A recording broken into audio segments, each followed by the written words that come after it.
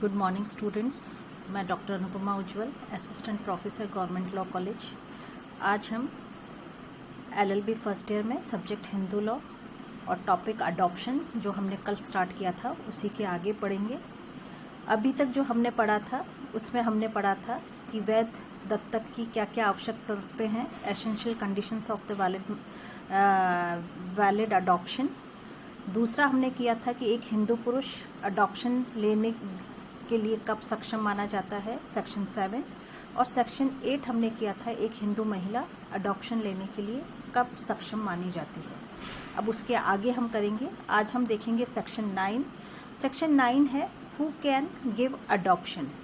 किसी भी बच्चे को दत्तक में देने का अधिकार किसका होता है वो हम देखेंगे। सेक्शन 9 कहता है those persons who can give a child in adoption, the following are eligible for giving child in adoption. Section 9 ये कहता है कि वो व्यक्ति जो बच्चे को अडॉप्शन देने के लिए एलिजिबल माने जाते हैं या योग्य माने जाते हैं वो निम्न है। सबसे पहले फादर को अडॉप्शन देने का अधिकार होता है, उसके बाद मदर को अडॉप्शन देने का अधिकार होता है, और तीसरा गार्जियन अपॉइंटेड बाय कोर्ट, न्यायालय के द्वारा जो नियुक्त गार्जियन है उसे अडॉप्शन देने का अधिकार होता है।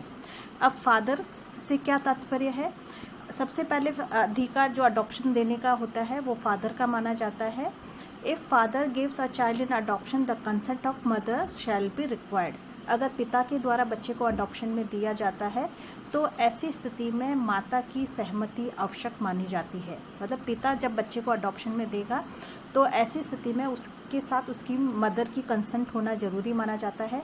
माता से कंसेंट कैसे ली जाएगी उसे यह बताया जाएगा कि बच्चे को किस परिवार में अडॉप्शन में दिया जा रहा है। उसके पश्चात माता अगर कंसेंट देती है तभी पिता जो है बच्चे को अडॉप्शन देने का अधिकारी माना जाता है। The consent of mother shall not be required. कुछ ऐसी परिस्थितियां हैं जिसमें माता की कंसेंट की आवश्यकता नहीं होती है या सहमति की आवश्यकता नहीं होती है। वो कौन कौन से आधार हैं? सबसे पहला, अगर मदर के द्वारा या उसकी माँ के द्वारा संसार का त्याग कर दिया गया है, वह ग्रस्त जीवन का त्याग करके सन्यासी हो गई है तो माता के कंसेंट की आवश्यकता नहीं है। दूसरा है, अगर माँ के द्वारा धर्म परिवर्तन करके गैर हिंदू धर्म को स्वीकार कर लिया गया है तो ऐसी स्थिति में माता के कंसेंट की आवश्यकता नहीं है। और थर्ड है, सक्षम न्यायालय के द्वारा अगर माता अस्वस्थचित घोषित कर दिया गया है तो माता के कंसेंट की आवश्यकता नहीं होती है। इन 3 आधारों के अलावा किसी अन्य आधार पर माता को अयोग्य नहीं घोषित माना गया है और बाकी सभी परिस्थितियों में माता की कंसेंट लेने की आवश्यकता जरूरी मानी जाती है। फिर है, सामान्य तौर पर यह नियम माना जाता है generally a mother can not give a child in adoption till the father is living. जब तक पिता जीवित है तब तक सामान्य नियम यह माना जाता है कि माता बच्चे को अडॉप्शन देने की अधिकारी नहीं मानी जाती है। केवल पिता जब अडॉप्शन में देता है तो माता का अधिकार केवल सहमति देने का होता है। वह स्वतंत्र रूप से अडॉप्शन देने की अधिकारी नहीं मानी जाती है।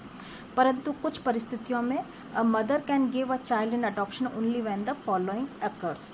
तो कुछ परिस्थितियां ऐसी है जिसमें कुछ परिस्थितियां ऐसी है जिसमें माता अपने बच्चे को अडॉप्शन में देने की अधिकारी मानी जाती है और वो परिस्थितियां निम्न है। पहला, अगर पिता की मृत्यु हो चुकी है। सेकंड, अगर पिता ने संसार त्याग दिया है, सन्यासी बन गया है। अगर पिता ने हिंदू धर्म का त्याग कर दिया गया है और पिता को सक्षम न्यायालय के द्वारा अयोग्य घोषित कर दिया गया है अस्वस्थचित्त होने की वजह से, तो ऐसी स्थिति में माता पिता के जीवन के दौरान भी अडॉप्शन देने की अधिकारी मानी जाती है और पिता के मरने के पश्चात भी माता जो है अडॉप्शन में देने की अधिकारी मानी जाती है। तो ये 4 परिस्थितियां हैं। अगर पिता की मृत्यु हो गई है तो ऐसी स्थिति में विधवा माता अपने बच्चे को अडॉप्शन में देने की अधिकारी मानी जाती है। अगर पिता जीवित है तो ऐसी स्थिति में 3 कंडीशंस में, अगर पिता ने संसार त्याग दिया है, पिता ने धर्म परिवर्तन कर दिया है और सक्षम न्यायालय के द्वारा अगर उसे अस्वस्थचित घोषित कर दिया है तो वह अडॉप्शन में देने की अधिकारी मानी जाएगी। यहाँ माता से तात्पर्य उसकी नेचुरल मदर मानी जाती है जिसने उस बच्चे को जन्म दिया है, वही जो है उस बच्चे को अडॉप्शन में देने की अधिकारी मानी जाएगी। स्टेप मदर जो है वह अडॉप्शन में देने की अधिकारी नहीं मानी जाती है। धर्मराज जैन वर्सेस सूरजबाई AIR 1973 में ये कहा गया है कि अगर माता स्टेप माता है तो वह अडॉप्शन में बच्चे को देने की अधिकारी नहीं मानी जाती है। फिर है अ guardian appointed by permission of the court give child in following condition. अगर न्यायालय के द्वारा कोई भी बच्चे के गार्जियन को अपॉइंट किया गया है तो वह निम्न परिस्थितियों में बच्चे को अडॉप्शन में देने का अधिकारी माना जाता है। फर्स्ट है when both father and mother has dead, अगर माता व पिता दोनों की मृत्यु हो चुकी है।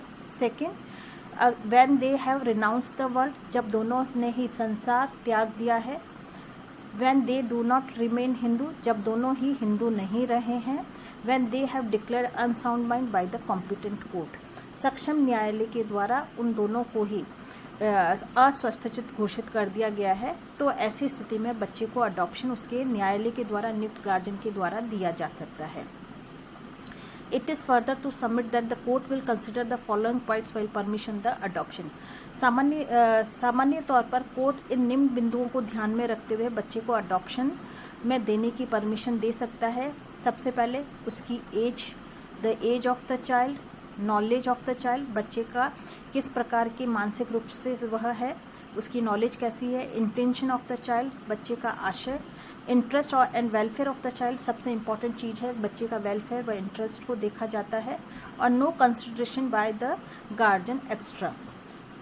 उसके बाद है ये कुछ चीज़ परिस्थितियां हैं जो कोर्ट बच्चे को अडॉप्शन जब गार्जियन के द्वारा दिया जाता है तो कुछ चीज़ों को ध्यान में रखा जाना जरूरी है। इनके अलावा गार्जियन अडॉप्शन देने का अधिकारी नहीं माना जाता है।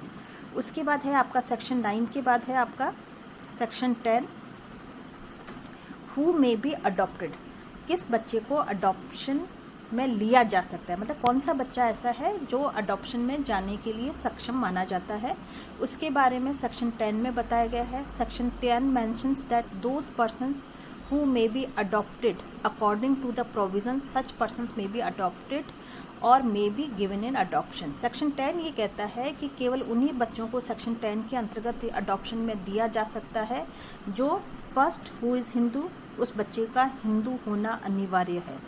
Who has not already been adopted, उसको पहले से किसी भी बच्चे को अडॉप्शन में नहीं दिया हुआ होना चाहिए। अगर किसी भी बच्चे का एक बार अडॉप्शन हो जाता है तो उसे पुनः अडॉप्शन में नहीं दिया जा सकता है।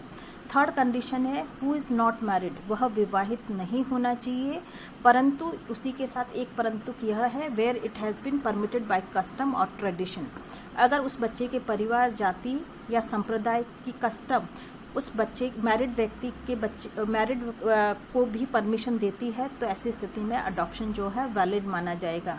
Who is not the above of the age of 15 years, बच्चे की आयु 15 वर्ष से बड़ी नहीं होनी चाहिए, परंतु उसमें भी यही है अगर उस बच्चे के परिवार, जाति, संप्रदाय में इस प्रकार का कस्टम है कि 15 वर्ष से बच्चे बड़े को अडॉप्शन में लिया जा सकता है तो ऐसी स्थिति में अडॉप्शन वैलिड माना जाएगा।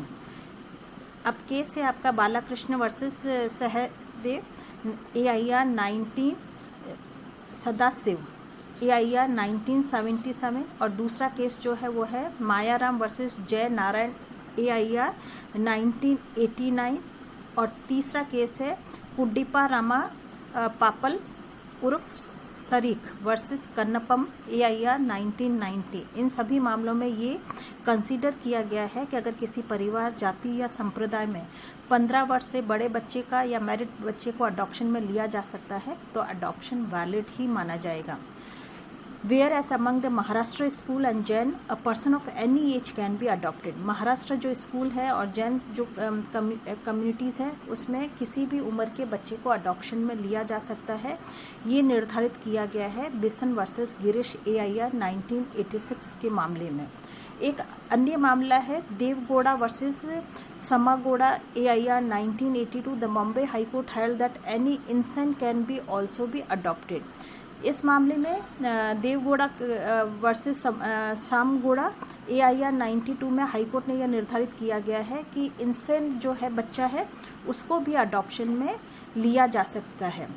Further any orphan found child और अडॉप्शन चाइल्ड में भी अडॉप्टेड, कोई भी अनाथ बच्चा जो है उसको भी अडॉप्शन में लिया जा सकता है।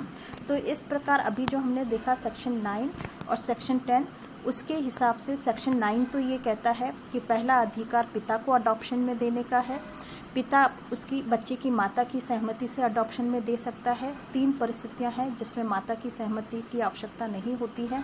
अगर माता ने संसार त्याग दिया है, माता ने धर्म परिवर्तन करके गैर हिंदू धर्म को स्वीकार कर दिया है, या सक्षम न्यायालय के द्वारा उसे अयोग्य अस्वस्थचित घोषित कर दिया गया है, तो माता की सहमति के बिना पिता अडॉप्शन में देने का अधिकारी माना जाता है। दूसरा अधिकार है माता का। पिता के जीवन काल में माता अडॉप्शन देने की अधिकारी नहीं मानी जाती है। माता केवल सहमति देने की अधिकारी मानी जाती है, परंतु पिता की मृत्यु हो चुकी है, पिता ने संसार त्याग दिया है, पिता धर्म परिवर्तन करके गैर हिंदू धर्म को स्वीकार कर चुका है, या सक्षम न्यायालय के द्वारा पिता को अस्वस्थचित घोषित कर दिया है, तो माता बच्चे को अडॉप्शन में देने की अधिकारी मानी जाती है। यहाँ माता का तात्पर्य जो है वह नेचुरल मदर होनी चाहिए। स्टेप मदर यहाँ पर वैलिड नहीं मानी जाती है अडॉप्शन देने के लिए।